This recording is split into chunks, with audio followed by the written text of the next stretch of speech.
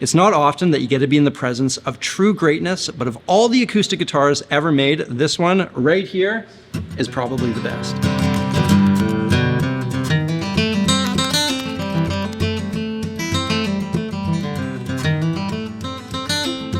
This is a 1942 Martin D45, and it's considered the most valuable vintage instrument. And I'm the lucky guy who gets to spend some time with it here at the Martin Museum in Nazareth, Pennsylvania.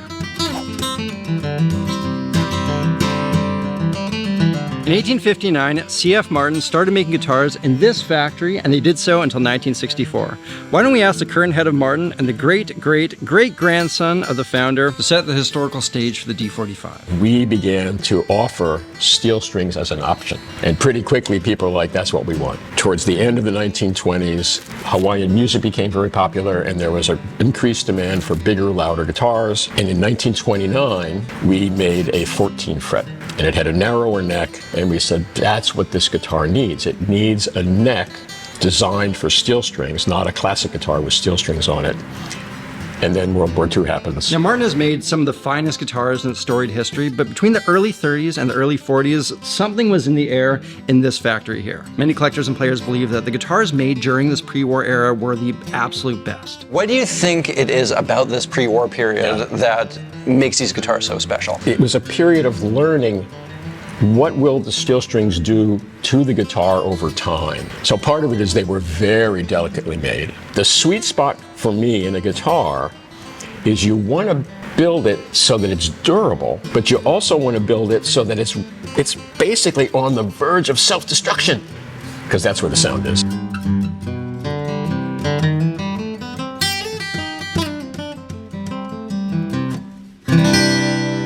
I'm getting a lot out of these lessons. Things are clicking in a way that they haven't before. I'm having a lot of success and a lot of fun. That's the kind of stuff you'll love to hear as a guitar teacher. And really, that's why I made the Samurai Guitar Dojo, to provide a simple, straightforward path to intermediate players who have hit a wall. See, every week we do a lesson on one topic, and if you got 15 to 30 minutes to practice this stuff 4 to 5 times a week, you're gonna get it under your fingers. We just looked at intermixing major and minor pentatonics. This week we're looking at blue notes, and it doesn't take long for you to start stacking up the new skills. If you use the link in the description, you're gonna gain access for $7.50 a month, and you'll gain access to the entire lesson back catalog. If you want to break out of that rut and start seeing real improvement, this is for you, and I'd love to see you there. Anyways, let's get back to it. Since the 1870s, Martin has labeled the models of their guitar using a letter followed by a number, D45. And in the case of this guitar, the D stands for Dreadnought. And fun fact, when this body size hit the market in the 1910s, it was called a Dreadnought after the Dreadnought battleship in the British Navy. It was the biggest size guitar at the time, the Dreadnought was the biggest ship, so the name stuck. And the number following the letter in the Martin naming scheme represents the features that the guitar comes with. The higher the number, the more ornate and expensive the features. 45 was the highest number, and as you can see, there's some pretty stuff going on with this guitar. Can you tell me where the D45 come from? So let's go back to, I think it's 1902, when we first introduced the Style 45 on smaller body guitars, 12 fret, slope shouldered. So now the dealer and the customer are familiar with the fact that we have a luxurious style of guitar. Fast forward to the Dreadnought, the first order for the D45s was from Gene Autry. So here's an individual during the Great Depression that was actually prospering because he was a famous singing cowboy at a time when people they could go to the movies, forget about the economy for a couple of hours. And he said, I love the Style 45, but I want a Dreadnought. And that was the first order we got for a D45. So what we get with this is the most desirable instrument made during the golden era when Martin was making some of the most desirable guitars on the planet. It is the best of the best. There were only 91 pre-war D45s made, and as far as an 80-year-old guitar goes, this is in near perfect condition. So what is it about like these vintage guitars, these guitars that have aged for 80 plus years that you think makes them so special? They've been played more often than not for 80 years.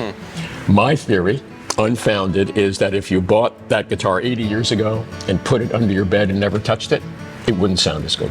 So it's just my theory. Is it like maybe something just like vibrating that wood, just like knocks something into it? The guitar's doing what it was made to do, and the more it does it, the more it's like, oh, okay. This guitar was originally bought by the country rockabilly musician Smiley Maxedon. He played it for years. It exchanged hands a few times, fairly large amounts of money, before it eventually found its way back to the company that made it for us to enjoy today.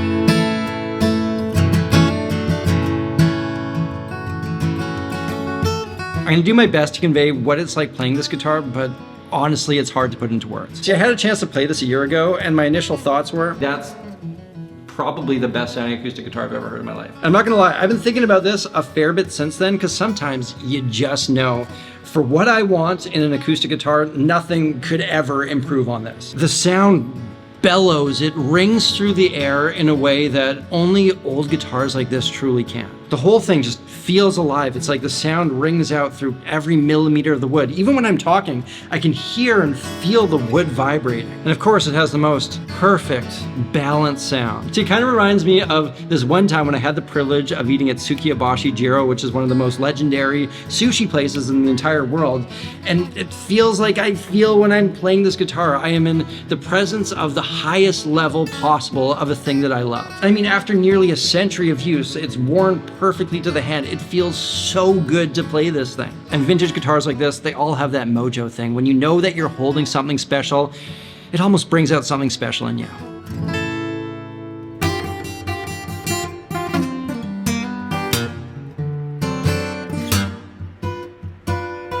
So I've had a bit of time to reflect on playing that guitar, and you know, it's an interesting thing to reach the top of a mountain and play what many consider to be the holy grail. Because usually when I play a guitar that I really like, I find myself thinking, how can I find a way to own this? With that guitar, my mind didn't even go there. I knew the price of it going in, I knew how rare they are.